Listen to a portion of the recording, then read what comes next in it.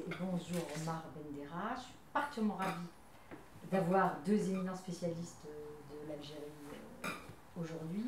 Et j'ai constaté que la méconnaissance, la sous-information, voire parfois la désinformation de ce qui se passe dans ce pays alors qu'il se joue un événement majeur historique est quand même extrêmement prégnante en France. Donc, et vous êtes tous les deux, évidemment, fondateurs de ce formidable site qui s'appelle Algeria Watch et qui fait un travail absolument essentiel d'information sur ce qui se passe en Algérie. Depuis maintenant quand il a été fondé? 97. Depuis 97, ce qui est quand même par Salima Mella, qui était en Allemagne à l'époque. Oui. Ah, donc dès le début, quand il s'agissait de demander le départ, le refus du 5e mandat, là, il y a eu une connexion dans les manifestations immédiate avec l'indépendance. Or, ici, en France, on ne sait pas, ou on sait peu, dans des cercles restreints, que s'est-il passé en 62. Pourquoi ce saut historique entre le Irak actuel et l'indépendance de l'Algérie de 62, ce qui n'a pas été le cas dans d'autres événements algériens. Omar, peut-être? Effectivement, ce qu'on peut constater, c'est une espèce de retissage de l'histoire. Et la population, les gens, les jeunes, les moins jeunes, renouent de manière extrêmement claire avec une histoire qui a été suspendue, qui a été détournée. Peu de gens savent effectivement en France que l'indépendance en Algérie, au cours de l'été 62, a vu la victoire du premier putsch militaire contre le gouvernement provisoire de la République algérienne. Et ce putsch militaire qui a consacré l'arrivée au pouvoir de Ben Bella, qui a été très vite remplacé 3 ans après par Boumedienne, le chef d'état-major, le chef de l'armée, c'est un peu une rupture historique qui est celui du mouvement de libération depuis même avant le 1er novembre 1954 et le déclenchement de la lutte armée. Donc effectivement, les gens renouent avec une histoire qu'ils considèrent comme étant suspendue. Voilà. Confisquée. Confisquée, détournée. Et j'ajouterais que alors, du côté français, disons que la méconnaissance des réalités de l'Algérie d'aujourd'hui s'ancre dans une méconnaissance historique beaucoup plus ancienne. Parce que autant de la colonisation au XIXe siècle, à partir de 1830, en fait, en France, on ne parlait pratiquement pas de l'Algérie.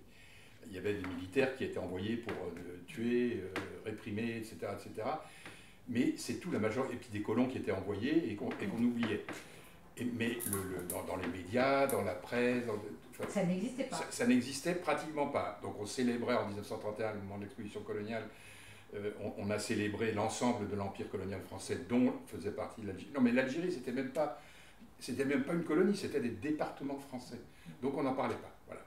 Et quand est arrivée la guerre, le déclenchement de l'insurrection en 1954, en France, on n'a absolument pas compris ce qui se passait.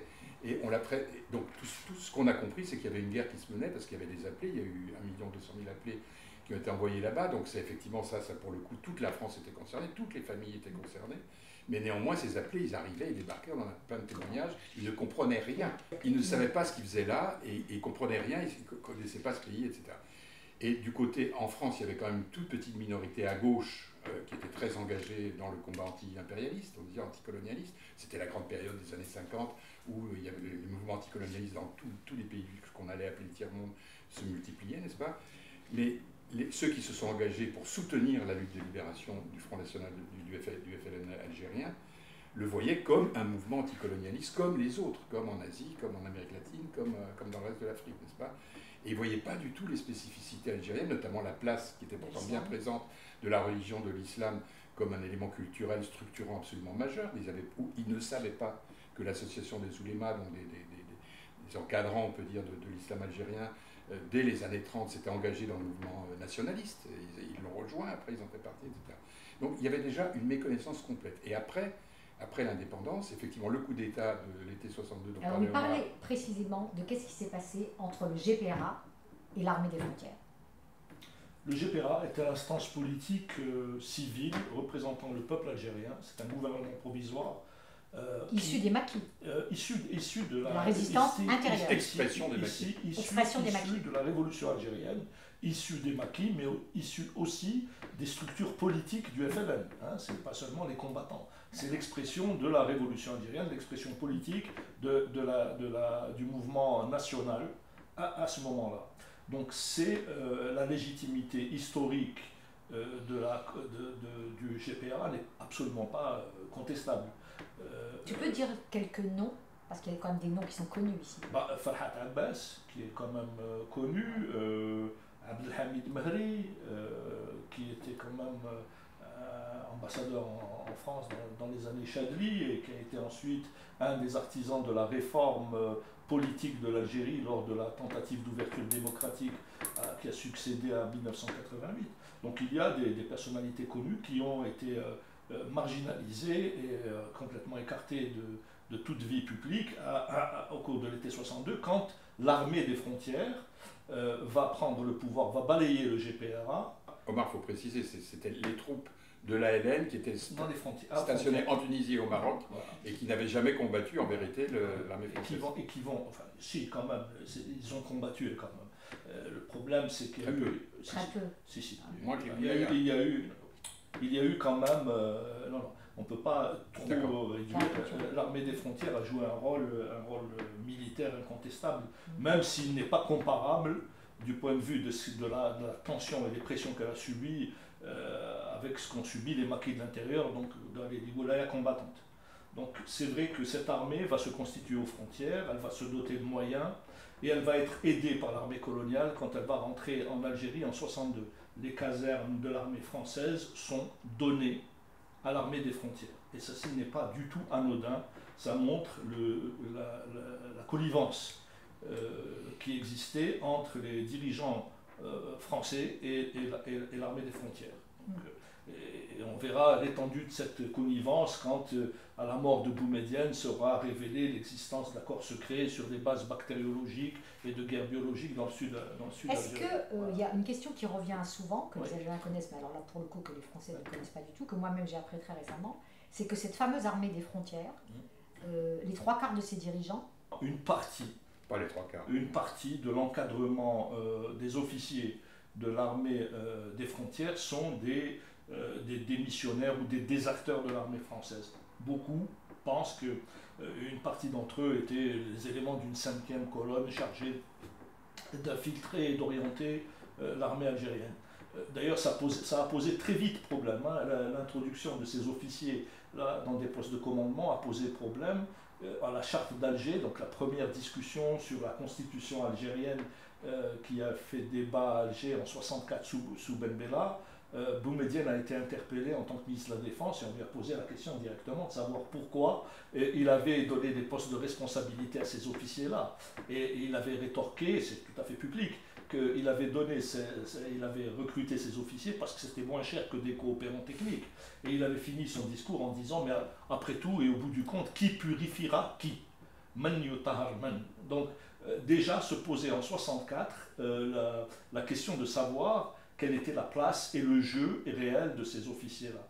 Et effectivement, ils vont peu à peu prendre le dessus et s'installer aux commandes de l'armée. Ça ne sera pas fait du vivant de Boumedienne, mais avec Chadli Ben Jedid, effectivement, les généraux comme Nezar, Khaled, comme Belkhair Al-Arbi, comme Touati Mohamed vont être les vrais chefs, les vrais patrons de l'armée algérienne, avec les conséquences que l'on connaîtra un peu plus tard. Peut-être pour revenir à la méconnaissance française de ces réalités-là que vient d'évoquer Omar, ce qu'il faut dire, c'est qu'après l'indépendance, donc, l'Algérie était vue en France par tout le monde, et en particulier à gauche, mais finalement à droite aussi, comme un fer de lance de la révolution mondiale, n'est-ce pas, et de l'anticolonialisme et de l'anti-impérialisme.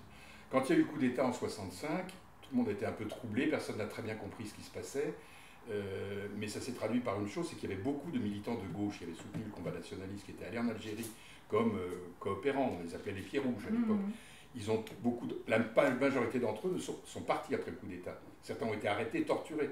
Et ceux-là se sont tus définitivement. Pourquoi ?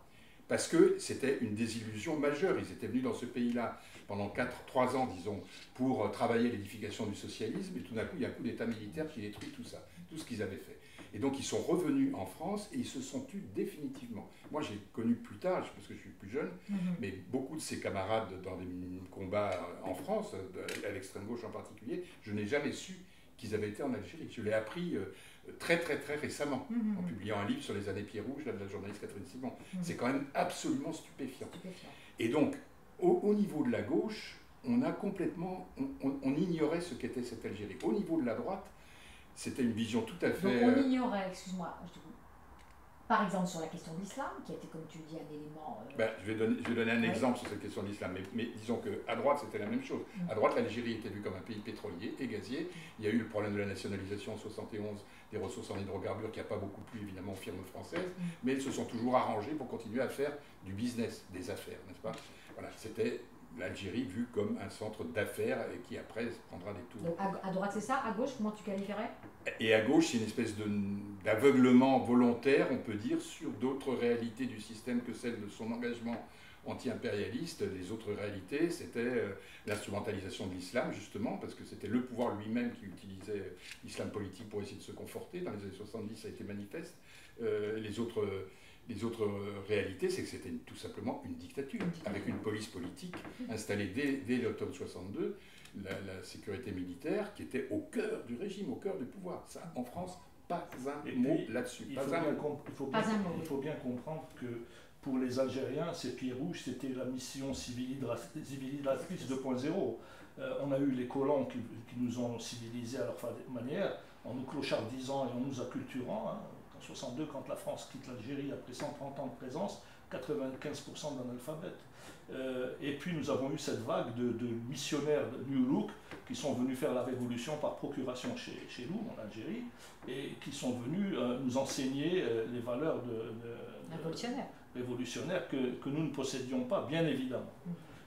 Leur désillusion a été amère parce que la société algérienne est structurée sur d'autres bases, elle a d'autres référents superstructurels, et effectivement, la religion joue un rôle important dans la conservation de la personnalité nationale. Un militant syndicaliste algérien m'avait dit, je n'avais pas compris à l'époque ce qu'il voulait dire, il m'avait dit, mon fils, si nous n'avions pas l'islam, et c'était un laïc, si nous n'avions pas l'islam, nous aurions connu le sort des Indiens d'Amérique. Donc c'est vous dire l'importance structurante de la religion, qui n'est pas seulement un fait, j'allais dire, relevant de la spiritualité, ou en tous les cas, mais qui est aussi un identité nationale, qui est un héritage fort, constitutif de l'identité algérienne. De l'identité nationale. Pour préciser les choses sur le regard français, le regard de la gauche française, j'ai une petite anecdote simplement au PSU dont j'ai fait partie quand j'étais jeune. Le PSU, donc, qui est créé au début des années 60, très engagé dans le soutien à la lutte de libération algérienne. Et ben, le journal du PSU, Tribune Socialiste, à partir de 62, couvrait ce qui se passait en Algérie, l'autogestion, les villages, etc., etc. À partir de 65, plus une ligne sur l'Algérie dans Tribune Socialiste, et on ne parle plus de l'Algérie au sein du PSU, alors qu'auparavant c'était le phare de la Révolution mondiale. Le Parti communiste français qui a fini donc par soutenir le Parti communiste, mais très timidement, ça c'est très bien raconté dans le livre d'Alain Russiot là, que j'ai publié l'année dernière sur les communistes et l'Algérie, qui va jusqu'en 62, mais qui montre bien justement le fait que les communistes français avaient beaucoup de difficultés à soutenir le combat nationaliste pendant la guerre d'indépendance. Donc après, ils ont fait comme si de rien n'était, comme s'ils n'avaient pas voté les pouvoirs spéciaux à Guy Mollet en 1956. Ils ont dit, nous soutenons la révolution algérienne, nous soutenons le FLN, quoi qu'il arrive, et le FLN c'est notre ami. Donc les communistes ont adopté la vision officielle. La SFIO, comme on disait à l'époque, eux, ils se sentaient très morveux, si j'ose dire, puisque c'était Guy Mollet au pouvoir, qui s'était fait élire président du Conseil, soi-disant pour faire la paix en Algérie, et qui en fait l'a redoublé à une échelle qui dépasse l'entendement, avec la bataille d'Alger en 1957, enfin tout ce qu'on sait. Donc à l'indépendance, les socialistes, plus de son, plus d'image. C'est-à-dire l'Algérie, on fait comme si ça n'avait jamais existé. Donc finalement, le sous-traitement en France de la question algérienne remonte à très loin. Oui, bien pas sûr. Uniquement sur...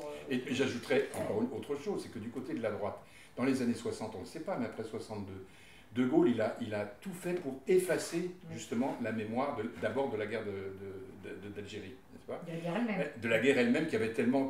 Les Français n'en pouvaient plus, ils ne voulaient plus en entendre parler. Un traumatisme. Un traumatisme. Et donc on a mis un grand couvercle sur ce traumatisme. Et ce faisant, on n'a pas fait que ça. On a mis un couvercle non seulement sur les 7 années de la guerre, mais sur les 132 ans de la colonisation algérienne, et même au-delà de la colonisation, enfin de ce qu'a été l'empire colonial français partout. Donc tout ça, ça a été effacé. De Gaulle a célébré, a couvert la France de monuments aux morts pour ceux qui s'étaient battus contre les nazis pendant la guerre, et la Mais séquence 45-62 effacée. Absolument. Et donc plus rien non plus évidemment dans les manuels scolaires. Avant on parlait de l'Empire, on voyait l'Empire français qui était célébré, du jour au lendemain il disparaît, et les jeunes générations à partir de 62 ne savent rien de tout cela. Donc et ça effectivement, continue, et l'histoire continue, les jeunes générations ne savent rien de tout cela. on ne peut pas dire ça, parce qu'à partir des années 80, on peut dire c'est revenu. Donc maintenant, dans les manuels, on parle de la guerre d'Algérie, on parle de la colonisation, pas autant effectivement qu'on pourrait le faire, à mon avis, mais quand même on le fait. En revanche, dans les médias, dans les élites, dans les responsables politiques, il y a toujours les mêmes préjugés, les mêmes... et donc, c'est ça qui a fait qu'en effet, quand dans les années 80 a commencé à surgir un islam politique en Algérie, qui s'opposait au parti unique, que ça a débouché après, que ça a contribué, c'était pas le seul facteur, mais aux émeutes d'octobre 88 qui ont été réprimées dans le sang, plus de 500 morts, qui ont finalement contraint le pouvoir à ouvrir le jeu et à légaliser en septembre 89 le Front islamique du salut. Alors là, en France, c'était la consternation. Tout d'un coup, les Français, les élites françaises, un islam, découvraient que l'Algérie était un pays musulman. Combien d'amis de gauche qui se prétendaient bons connaisseurs du Maghreb disaient mais c'est un régime laïque, c'est un pays laïque, la question religieuse n'existe pas. Et tout d'un coup, elle arrivait en pleine face. Et donc là, ça a tout brusqué, et surtout que c'est un islam politique agressif, effectivement, très agressif, avec des discours qui en France tétanisaient. Alors ce que tu dis me permet, juste avant d'arriver à la deuxième question, qui est effectivement l'autre sujet absolument tabou, mais alors là encore plus, je dirais que le premier, que là sur également, c'est la question de la décennie noire. C'est la question, que s'est-il passé à partir du moment où le fils avait remporté les élections, qu'il y a eu donc l'arrêt du processus électoral par l'armée.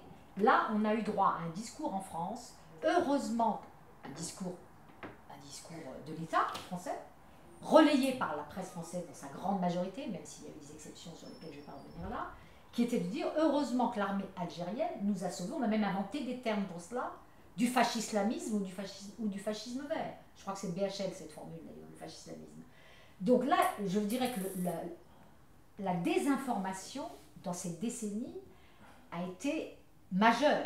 C'est-à-dire, le lectorat français pense globalement que les islamistes étaient les fascistes et que l'armée algérienne avait sauvé le pays de ce fascisme. C'est une fiction. Donc vraiment, est-ce qu'on peut, c'est compliqué là ce que je vous demande, mais est-ce qu'on peut rétablir un peu les faits? Il faut dire que le storytelling était facile à vendre à une opinion qui est préparée à ça. La société française est une société laïque, et même largement anti-religieuse depuis des siècles. Donc le discours anti-religieux et l'équation entre, si vous voulez, une sorte d'église obscurantiste et l'islam politique était facile à faire passer dans la tête des gens. Ça, si vous voulez, le terrain était préparé, le terrain était propice. Je dirais, pour faire juste une parenthèse, Marc, cette décennie-là était aussi en France celle qui a été marquée à partir de 89 par les débats récurrents sur le voile. Tout à fait. Et ça c'est très important à comprendre, c'est une des raisons qui explique aussi pourquoi en France ce discours est si bien passé. Ça passe aussi pour des tas d'autres raisons qui ont à voir avec la politique étrangère de la France, avec la situation en Palestine, avec l'influence du lobby sioniste en France qui est extrêmement important, même si on évite de parler de ce sujet-là. Donc effectivement, tout ceci correspond à une sorte de préparation de l'opinion publique à un discours extrêmement simple, binaire. Il y a d'un côté les afro-islamistes qui veulent voiler les femmes, qui interdisent aux gens de vivre comme ils le souhaitent, et qui, s'ils refusent la loi, se font tuer. Et puis en face, il y a les militaires qui sont obligés parfois de recourir à des méthodes que la morale réprouve, mais que faire face à une telle monstruosité? Cette narration binaire, schématique, réductrice, simpliste et mensongère, elle a fait florès grâce à cette détestation profonde d'une grande partie des éditorialistes français de la religion en général et d'une bonne partie d'entre eux de la religion islamique en particulier, surtout. Compte tenu de ce qui se passe au Moyen-Orient, parce que cet enjeu non dit est omniprésent. Il est tu, mais il est omniprésent dans la logique de ce discours anti-islamique primaire qui consiste à dire que tous les musulmans sont des islamistes, tous les islamistes sont des assassins et qu'il convient de les réprimer sans autre forme de procès. Évidemment, la réalité politique en Algérie est infiniment plus nuancée. Hein. Il y avait des islamistes démocrates comme il existe des chrétiens démocrates. Il y avait des fascistes islamistes comme il existe des fascistes laïcs.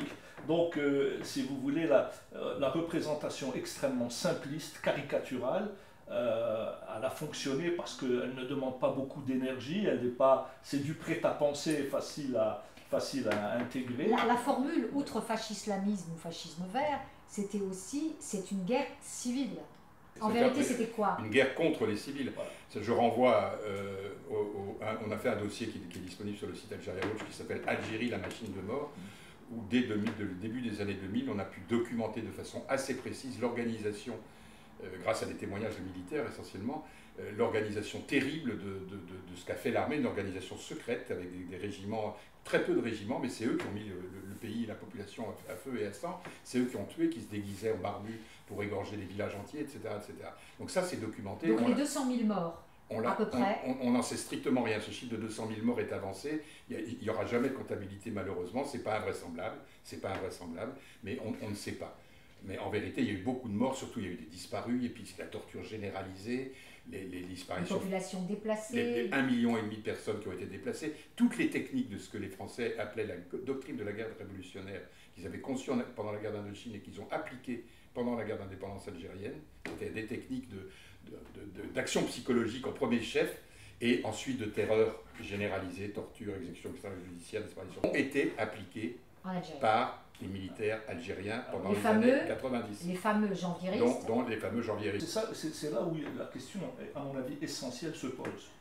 Les responsabilités des uns et des autres dans la commission de crimes et d'atrocités pendant la guerre contre les civils restent à élucider de manière complète. On ne sait absolument rien. Des chiffres sont avancés, effectivement, même par les autorités civiles, mais on sait que l'armée est responsable de nombreux crimes, on sait que les islamistes également sont responsables de nombreux crimes, on sait qu'il y a des faux islamistes, qu'il y a des faux maquis, des faux militaires. Enfin, on est dans une espèce de théâtre d'ombre sanglant et terrifiant, sur lequel la lumière n'est pas encore faite, et elle se fera nécessairement. Mais la responsabilité de toutes ces atrocités, c'est d'abord et fondamentalement une responsabilité politique. Avant d'être une enquête criminelle, avant d'être une enquête sur les auteurs et sur les commanditaires des meurtres, il faut bien savoir que la matrice de ce carnage, la matrice de ces atrocités vient d'un coup d'État militaire contre un processus électoral démocratique qui n'avait vu certes la victoire du fils des islamistes, mais une victoire relative, parce qu'il y avait à côté du fils d'autres forces politiques, comme le Front des forces socialistes dirigé par Etemad, comme le Front de libération nationale revu et réanimé, revitalisé par les réformateurs et Abdelhamid Badri. Donc nous n'étions pas absolument pas dans une sorte de logique hégémonique des islamistes sur l'État et sur la société. Donc le coup d'État militaire est le facteur principal qui va précipiter l'Algérie dans cette décennie de sang et de violence. Alors pour préciser quand même un point, toujours du côté français, ce qu'il ne faut pas oublier, c'est que la police politique, qui était devenue le DRS, département de renseignement de sécurité, avait toujours un service d'action psychologique qui s'appelle comme ça, et qui était très conscient des réalités de ce qu'on pensait en France, comme l'expliquait Omar tout à l'heure, et qui a profité de ça très habilement pour envoyer plein de missiles de désinformation un peu partout, pour contourner, disons, s'aliéner des journalistes qui ne se rendaient même pas compte qu'ils étaient manipulés, etc., etc. Et donc, qu'est-ce que ça a fait? Ça a fait que dans les années 90, nous, dès le début des années, dès le coup d'État, on a été quelques-uns, militants français, défenseurs des droits de l'homme, à dire non, attendez, c'est un coup d'État, c'est de l'hyperviolence, c'était un processus démocratique, enfin tout ce que vient de dire Omar. Et néanmoins, on n'était absolument pas entendus. Et moi, je peux en témoigner, parce que je faisais partie de ce petit noyau, on était quoi, 10-15 Français connaissant l'Algérie. Oui, mais je me souviens très bien que une des raisons pour lesquelles vous n'avez pas été entendus, c'est que la machine médiatique française fonctionnait, qu'il s'agisse de la presse écrite ou qu'il s'agisse de la télé, fonctionnait à fond sur cette théorie. Mais parce qu'ils étaient... On peut même se rappeler d'émissions très très précises. Je me souviens d'une heure de vérité où il y avait tout le banc et l'arrière-banc de la presse française, de Colombani au Nouvel Obs, tout le monde était là, avec Ralida Messaldi, où il a été martelé pendant toute cette émission que l'armée avait sauvé et que le danger c'était l'islamisme. Exactement. Et que c'était aussi l'islamisme en France. Et c'est donc, là que les deux pour vous contextes ont été totalement liés. Tout à fait. Mais pour vous dire à quel point c'est problématique, c'est-à-dire que moi j'étais très proche de la Ligue des droits de l'homme, je connaissais sa présidente de l'époque, Madeleine Robert-Lieu, c'était tous des amis. Et je les tannais pour dire, attendez, il y a des violations des droits de l'homme massives en Algérie en ce moment. Et que les islamistes sont des adversaires politiques, c'est une affaire entendue. Pour moi, c'est pas du tout ma tasse de thé non plus. Mais on ne combat pas des adversaires politiques, comme je disais, on l'écrivait, avec Pierre Vidal-Naquet, je l'ai écrit plusieurs fois, avec les chalumeaux et la GGM. Et je finis là-dessus simplement, c'est qu'il a fallu 4 ans, entre 92 et 96, pour que la Ligue des droits de l'homme commence à se manifester en disant « Ah oui, peut-être il y a des disparitions forcées, etc. » Alors que c'était dès le début. C'est pas après Bentala, après le massacre de Bentala? Non, avant, un peu avant, 96, je date très précisément. Enfin bref, peu importe. Mais là maintenant, effectivement, comme on n'a pas beaucoup de temps, il faut continuer, il faut aller jusqu'à aujourd'hui. Est-ce que, comme le disent certains, le Irak c'est des intéressants? Moi je pense que l'Irak ne parle que de cela, sans le dire très que précisément. Des années noires, vous voulez dire? Des années noires. Bah, le Irak, il parle de tout. Le Irak, c'est une espèce d'irruption massive de la société algérienne dans le champ politique.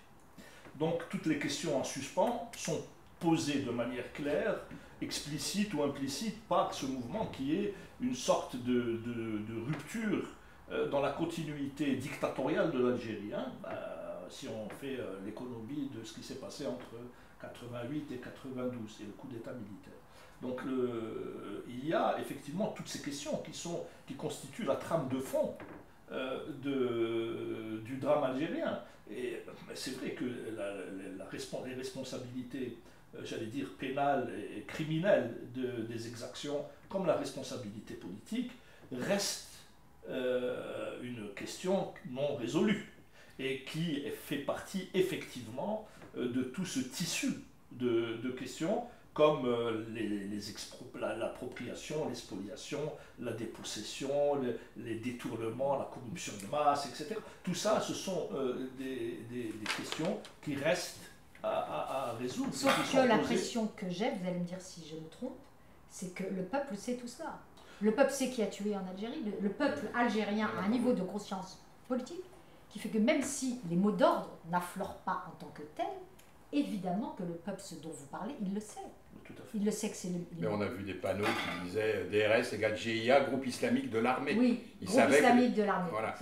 Moi, ce que je voudrais simplement dire, c'est que c'est donc des réalités assez complexes que nous venons d'évoquer, n'est-ce pas? Et bien, avant de porter des jugements à l'emporte-pièce, de dire c'est comme ci, c'est comme ça, et il parle pas de ci, il parle pas de ça, il parle de ci, parle de... il faut déjà se documenter. Et donc moi, je ne saurais trop inviter nos auditeurs, nos lecteurs, à lire, et en particulier, je peux recommander, mettons, pour ne pas recommander 50 bouquins, un qui s'appelle France-Algérie, Crime et mensonges d'État de Lounis Sagoun et Jean-Baptiste Rivoire, 2 journalistes que j'ai publiés en 2004 et qui fait une histoire longue de l'Algérie. C'est un bouquin de 600 pages, mais il est très lisible, et une fois qu'on l'a lu, on a compris beaucoup de choses. Et puis un autre livre qui vient de ressortir en poche il n'y a pas longtemps, qui s'appelle L'envol du faucon vert, qui est un roman policier, en fait, sur l'affaire Khalifa, mais qui, pour moi, constitue des meilleures anthropologies du régime et du pouvoir algérien, de sa duplicité, de tous les non-dits, etc. Bon, lisez déjà ces 2 bouquins-là, quelques autres aussi. Mais en lisant ça, ça va vous remettre les idées à l'endroit et ça vous permettra de comprendre mieux l'Algérie. Sur les manipulations et la désinformation. Dernier point peut-être sur quand même la situation actuelle. On se rend compte qu'on a donc des millions d'Algériens dans les rues qui demandent, qui disent pouvoir dégage, système dégage, qui maintenant s'en prennent directement à Gaïd Salah. Donc il y a un face-à-face direct entre le peuple et l'armée et les partis politiques algériens qui quid de ces partis politiques algériens. Parce qu'en France, il y a un fantasme qu'il existerait comme ici des partis politiques, un contre-pouvoir. Qu'en est-il exactement ?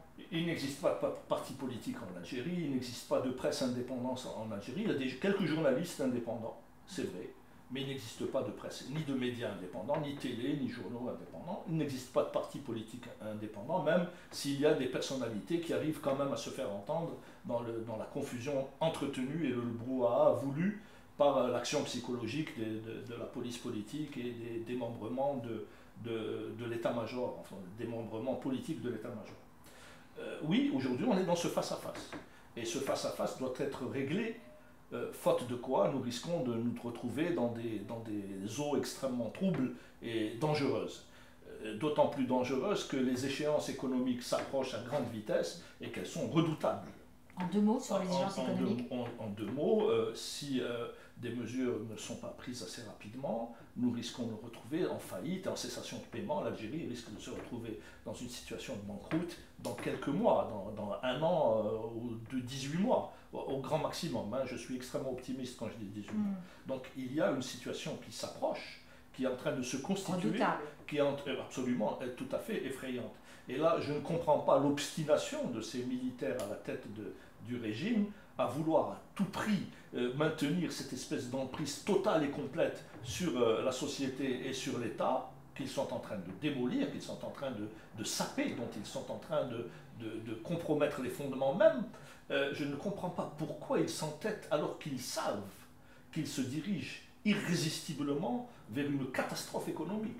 Donc là, il y a quelque chose qui relève de l'ordre du psychopathologique. Je ne comprends pas ce refus d'intégrer rapidement la réalité.